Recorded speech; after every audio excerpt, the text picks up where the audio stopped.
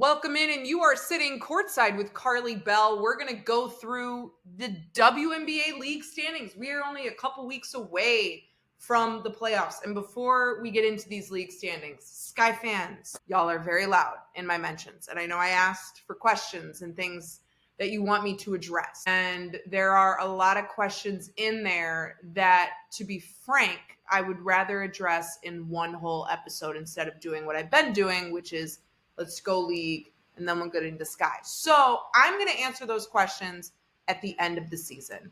That's also when we're going to have all of the exit interviews with Jeff Pagliacca, Tyler Marsh, and players. So I might be able to answer all of those questions by that time. So just hold tight with me there, and I'll get to those. Give me like 2 weeks. Couple weeks, we'll get to them. I also will have a lovely written piece answering some of those questions a lot more in depth. But let's get into the league. Short episode this week because there's really only so much that I can talk about, because standings are changing constantly. The bottom half of those standings on who's going to make playoffs is all over the place. So, and Sunday's games caused a little bit of a shakeup. So let's get into it. The only team that has technically clinched their playoff spot is the Minnesota Lynx. And I do see them staying as the number 1 seed. I don't see any team coming after them and taking that number 1 seed.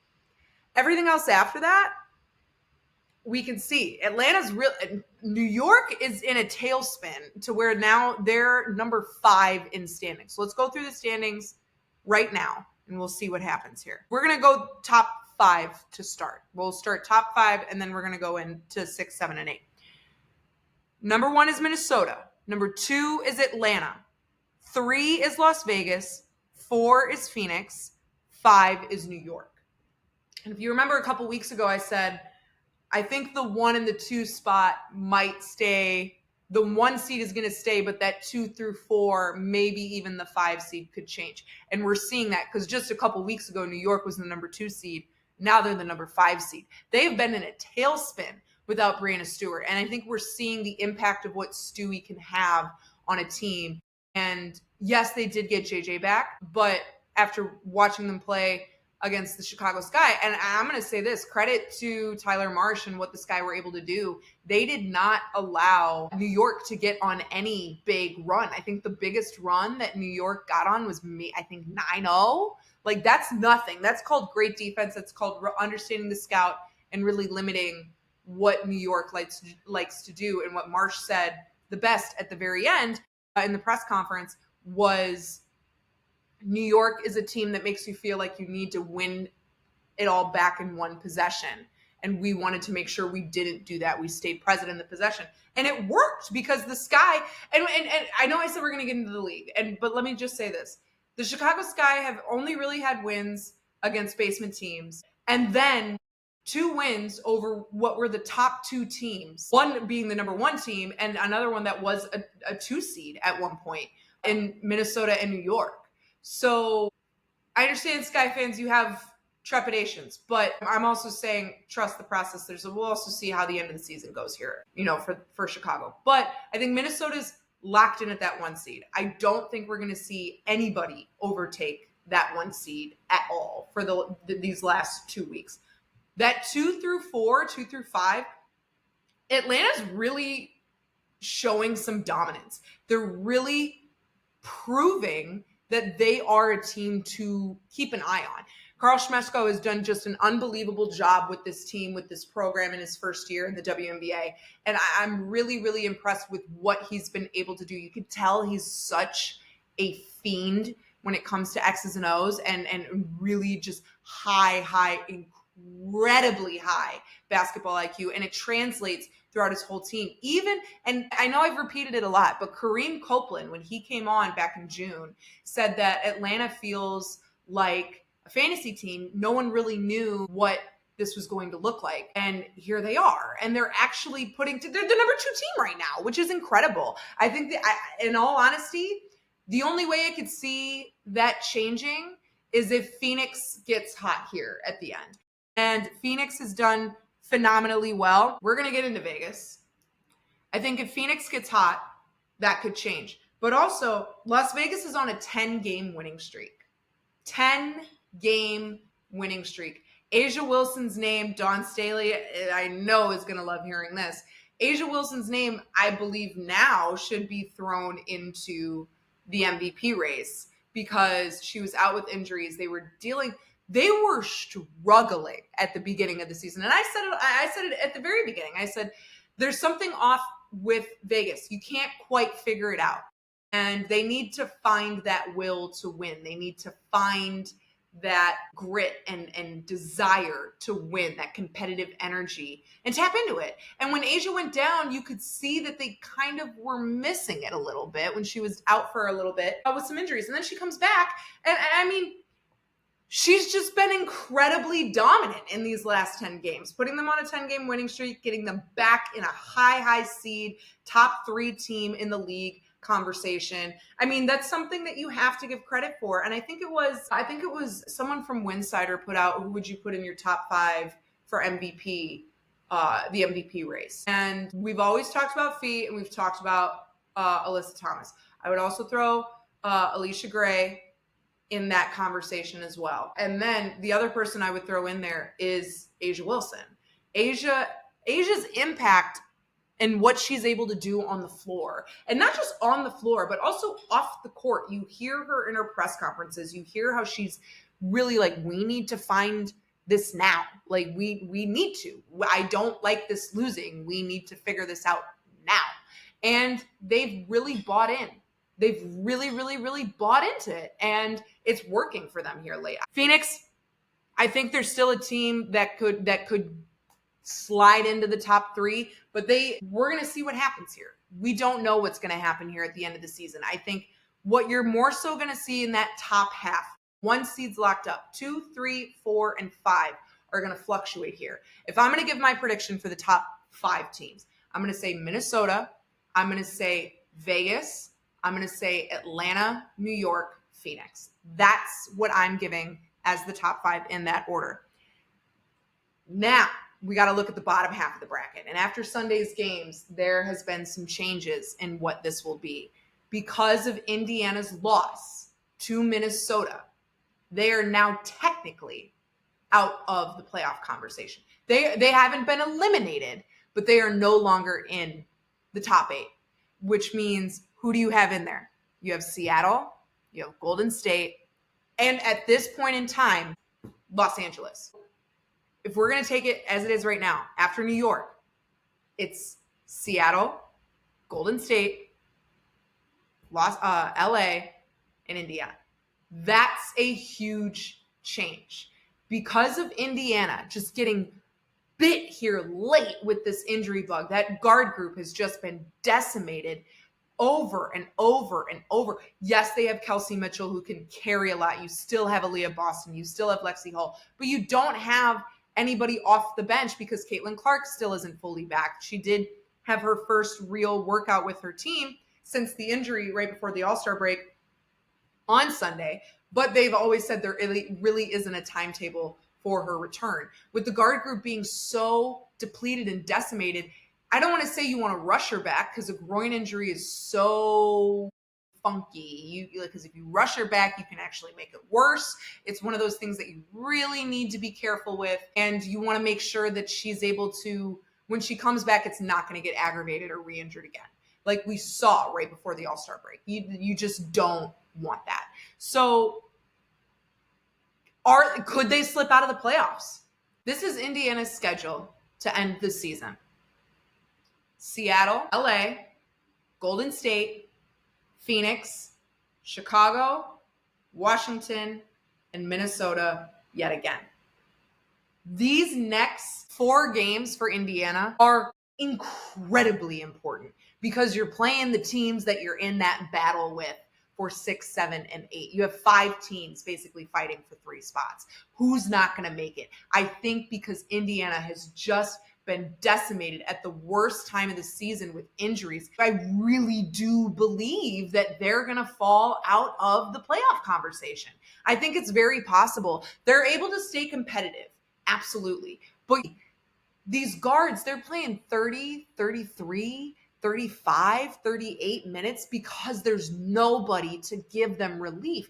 That's exhausting. And especially when you're going against these teams here at the very end that have so much fight, and they're just, and that you, I'm not saying Indiana doesn't, but these other teams have the depth and the ability to have this fight and this vigor here where they're able to find the lineups that work while not having to navigate an injury bug. And that's Seattle. Seattle's on a 3-game winning streak, winning on the buzzer this weekend over the Washington Mystics, which was incredible for their standings. Nneka Ogwumike just doing Nneka Ogwumike things with the ball, just touching every single part of the rim before it fell through the nylon.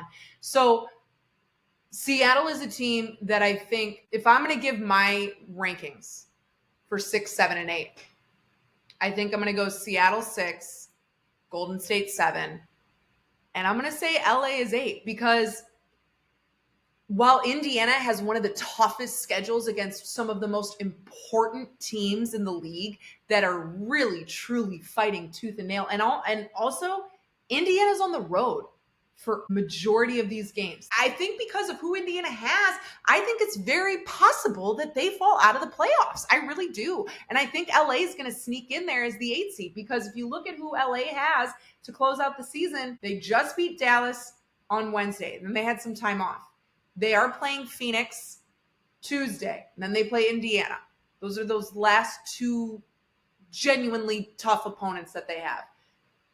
And they're also playing Seattle as well. So this is who they have to end the season in this order: Phoenix, Indiana, Washington, Seattle, Atlanta in a Atlanta on the road in 2 games in a row, Dallas, Phoenix, and Las Vegas. Those games, you need to, if you're LA, you have to win the games you're supposed to win, which is Washington, Dallas. Like, you need to solidify those.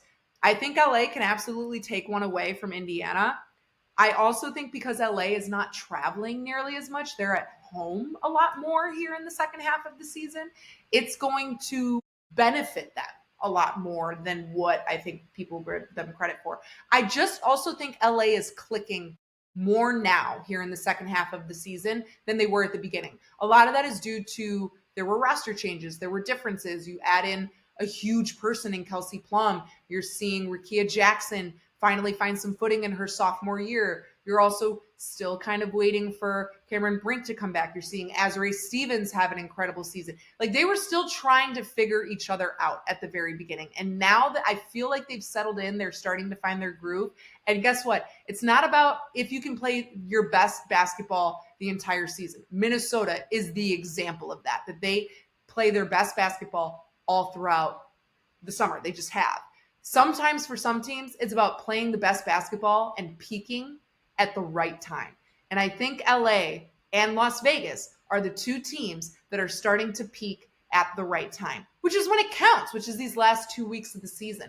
I think Golden State is a lock for the playoffs. And I know I said it last week that the 2 people that I have up for Coach of the Year are Carl Schmesko and Natalie Nakase. But I think at this point, unless Schmesko wins a ship and does the whole thing, wins it all in his first year as a head coach, I think you have to give it to Natalie Nakase. She took an expansion team with the majority international players, and they also dealt with injuries. You're seeing the explosion of some vets that just never really had an opportunity to get the minutes that they deserved to get to showcase what they can do because they were just playing behind other superstars. And it has allowed them to flourish as an expansion team. They are going to be an expansion team that makes the playoffs. That is unheard of in really any sport. You just don't hear of it. Do I think that they're going to make a deep playoff run? Probably not. But for them to make the playoffs with the first-year head coach in their first year in the league, in a environment that has just been praised and what Valhalla is able to do, you have to. I feel like it's a runaway. The only reason I think Schmesko gets it over Nakase is if he wins the whole thing this year. That's honestly, I feel like it's so obvious to give it to Nakase right now because I don't know any. I mean, yeah, you can say Cheryl, of course. You can say Becky. You can say Sandy. Absolutely. But I think with what both of those first year head coaches have been able to do in their first year, I feel like you have to give that some credit. You really do. And I think that those are things that you really have to just sit there and tip your cap to. But I mean, these standings here are going to be real crazy. So if I'm going to give what my seeding projection is for these last 2 weeks, we're going to see what happens here for these last 2 weeks. My projections in this order: 1 seed is Minnesota, 2 seed is Atlanta, 3 seed is Vegas, 4 seed is Phoenix, 5 seed is New York, 6 seed is Seattle, 7 seed is Golden State, and 8 seed is LA. And I think Indiana is going to just miss out on. The only way I could see that not happening is if LA doesn't beat Indiana. That game is going to be incredibly crucial, incredibly important, like so impactful in what the standings are going to be here at the very end of the season. We just have a lot of really fun basketball. So if we're looking ahead at the upcoming week, let's look ahead at what the games are for the upcoming week, right? Who are the games that you should be watching if you're a WNBA fan wanting to figure things out? Obviously, the day I'm putting this out, Monday, August 25th, there's Connecticut Sun against New York and Las Vegas against Chicago. Of that day, I think the game to watch would be the Aces Sky game for two reasons. One, it's the Candace Parker jersey retirement ceremony here in Chicago, where she will have her number 3 jersey retired here and hang in the rafters next to Allie Quigley at Wintrust Arena. But I also think it's going to, one, it'll be a great test for Chicago. You're also having Tyler Marsh go against Becky Hammon for the first time this season. They haven't really played each other at all yet. It's been him against Nakase to start, and now we're getting him against Becky here at the end. That game also, I think, is going to showcase Vegas, if they do continue this winning streak, that they're playing the best basketball at the right time. On Tuesday, you have 2 of the most important games of the week. You have Seattle against Indiana. You have Phoenix against LA.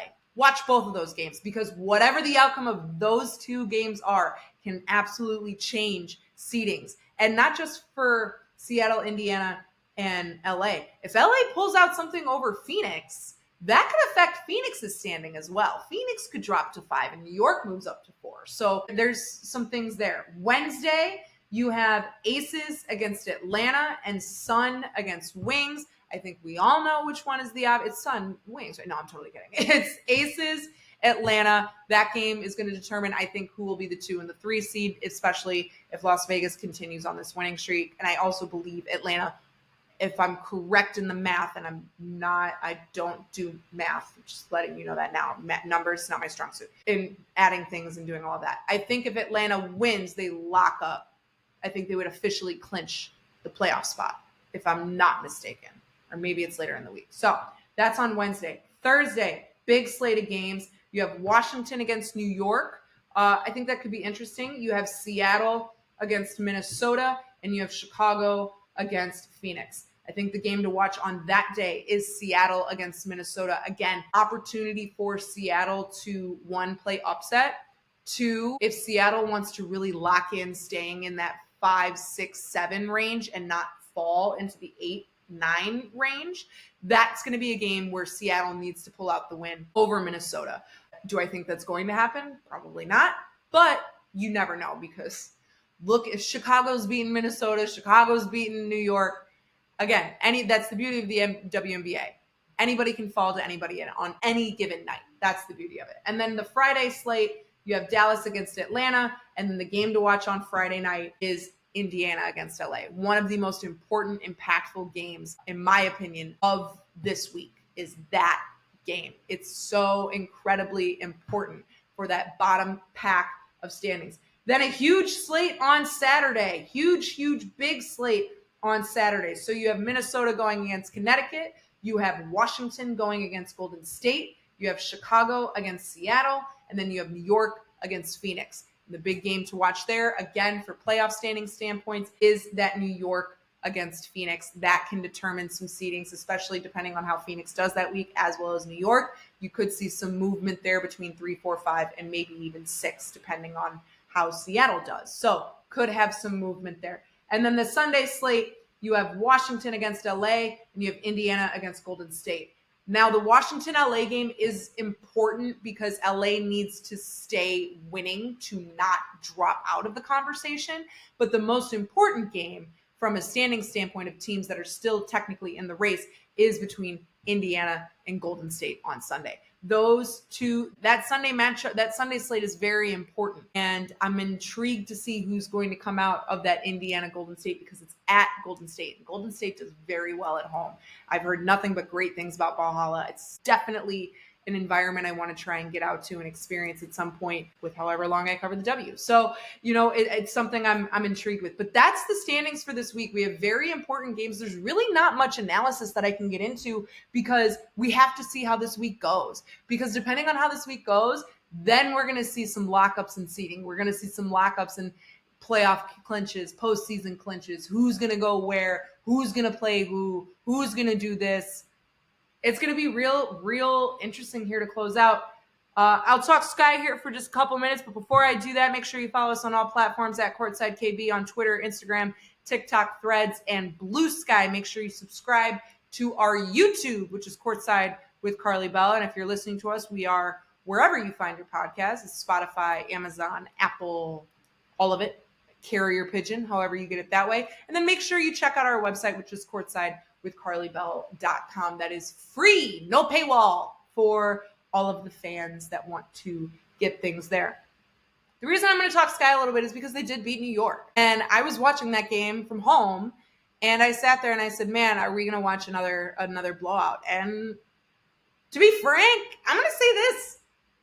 Chicago at least has been competitive here late. I think this is one of those instances where your season from a player standpoint, when playoffs are not a thing, your season's not over, but it's kind of over. You know what I mean? Like, it's over from the standpoint of your goal of making the postseason is finished. It is unattainable for 2025.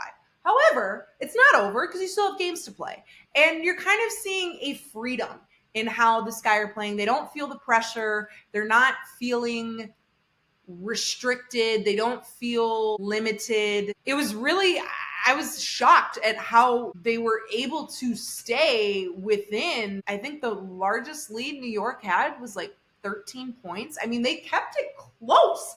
And it's one of those things where you sit there and you're like, is the buy-in happening now at the end of the season? And I'm also going to say this. I think now that they're fully healthy, Chicago, more than any team, has really had to deal with a lot of adversity with injury and had to have changes in rosters and have things move around. And now that everyone's healthy, you can see how competitive they can be. And I will say this. I know I've harped on Camila Cardoso a lot here, but she has, that game against New York specifically, she was able to keep her foot on the gas, not from the start of the game through the end of the game. And that was always my biggest criticism, is Camila can stay confident for a half.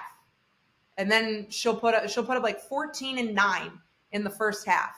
And then in the second half, it's like 3 points and 2 rebounds in the entire second half. In that New York game, that was not the case. You saw her just keep her foot on the gas. She never let go. She kept playing. That confidence, that strength that she absolutely has was showcased. And she was able to do some great things and actually, frankly, help Chicago win and beat New York. I mean, it was really incredible to see her maintain that confidence, maintain that ferocity for a whole 40 minutes and not just for 20. So really, really incredible to see. And if you weren't on Twitter, I was not at the game on Saturday. I had maid of honor duties, so I did not watch the game. However, when I did check Twitter later and I saw that Tyler Marsh got ejected and I saw why he got ejected, if I was a coach and I saw that non-call, I would have had the same reaction like that. And I've talked about officiating at nauseum every single week, but there needs to be a change in officiating moving forward. And I hope more than anything that the WNBA makes a change in officiating when the playoffs start, because these issues that players, not just in Chicago, across the league, this is across the W, that they've complained, players, coaches, everybody has complained about, gets changed and fixed here in the second half of when the playoffs start, because you can't have what happened last year in Game 5. Can't have that happen again.